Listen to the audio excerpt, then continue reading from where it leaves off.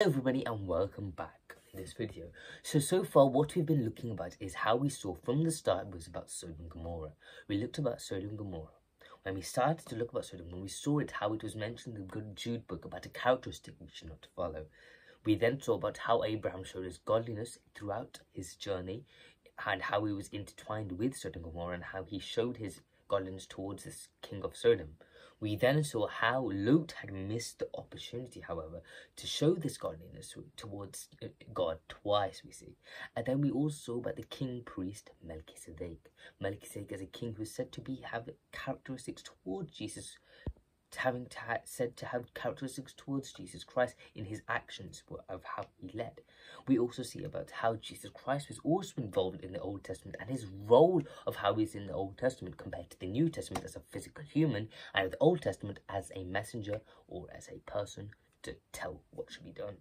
So we're going to continue by looking at Genesis 18th chapter this week.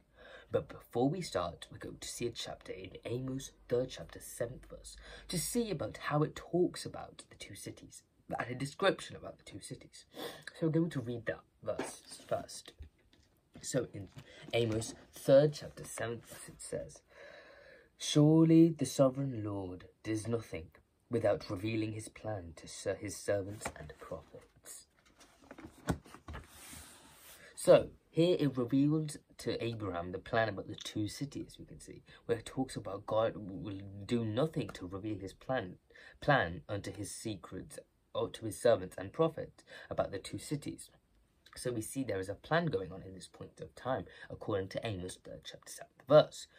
So we'll read now Genesis 18th chapter to see this instant about where it is mentioned about the plan that has been taken place by God.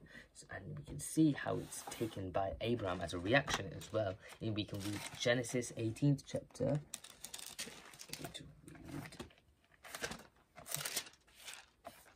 Genesis 18th chapter, and we're going to read the 20th and 21st verse, which says, "Then the Lord said, the outcry against Sodom and Gomorrah is so great, and their sin is so grievous, that I will go down and see if what they have done is as bad as the outcry that has reached me. If not, I will know."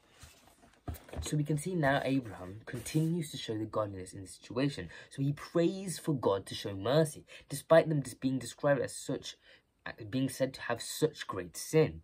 He knows about God's justice as he prayed and he was in a very sensible manner, and he asked for the forgiveness in the way he cares about the righteous people over there, especially his cousin, which is Lot, who is also in Sodom and Gomorrah, as we know. As we see now God's plan to completely annihilate the place, or plan that he has towards this place, we can see God is finally taking action. The news when Abraham gets this, we can see, despite knowing about this place, Abraham has that godliness and is praying towards God in a sensible manner, towards the people that are righteous and have the faith to be saved from the land and should not suffer like the people who have committed sin. So I'll continue reading this in the 23rd to 25th verse now. So it says, "Then Abram approached him and said, will you sweep away the righteous with the wicked? What if there are 50 righteous people in the city? Will you really sweep it away and not spare the place for the sake of 50 righteous people in it? Far be it from you to do such a thing, to kill the righteous and the wicked, treating the righteous and the wicked alike.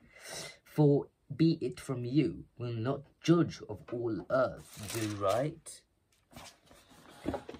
So we can see how it shows this here. Then we'll read the 26th one as well.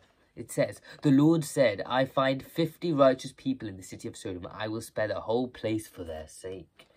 So now after God answered his prayer and he made him realize there's not even 50 righteous people according to the 26th verse, because God says if they were 50 people in the land of who were righteous, they're not even 50 people in the whole huge area of land. As we know, when Lot asked for this place, we know how much of land he asked for. But in this place, we can clearly see God is saying there is not even 50 righteous people in this place, according to that. And he says if there were, he would have saved this place. And however, we see how he continues to show his godliness to Abraham in this situation, because he cares about the righteous people.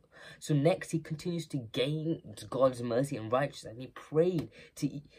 And as if you have 45, then next turn for 40 and counts down to 10 people.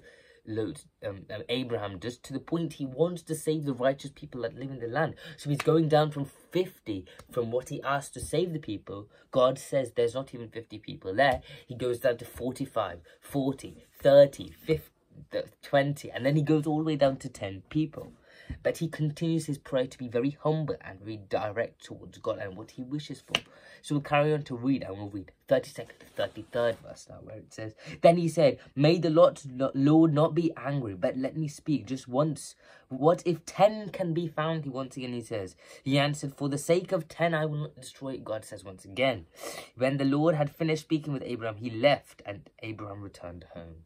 So we can see in this situation, we will continue more about this in next week's video, but we can see about how the people in this video, in this land of Sodom and Gomorrah, and how wicked and unrighteous they are, because they are said there's not even 10 people, we could say, that are not righteous in the land. For the amount of time Abraham has been begging towards the Lord to save the righteous people that belong in this land, as he goes down from 50 people in a huge, vast land that Lot had gained. We know how big it was. There's not even 50 people. Then Abraham goes all the way down to 10 to beg for the mercy of the righteous people, for he does not want the land to go down or experience God's plan, because he is a godly person and he wants to show the mercy through his very respectful manner towards God. So I hope everyone understood this week's video to understand more about how the people of Sodom and Gomorrah were, and I'll see you next time. Bye.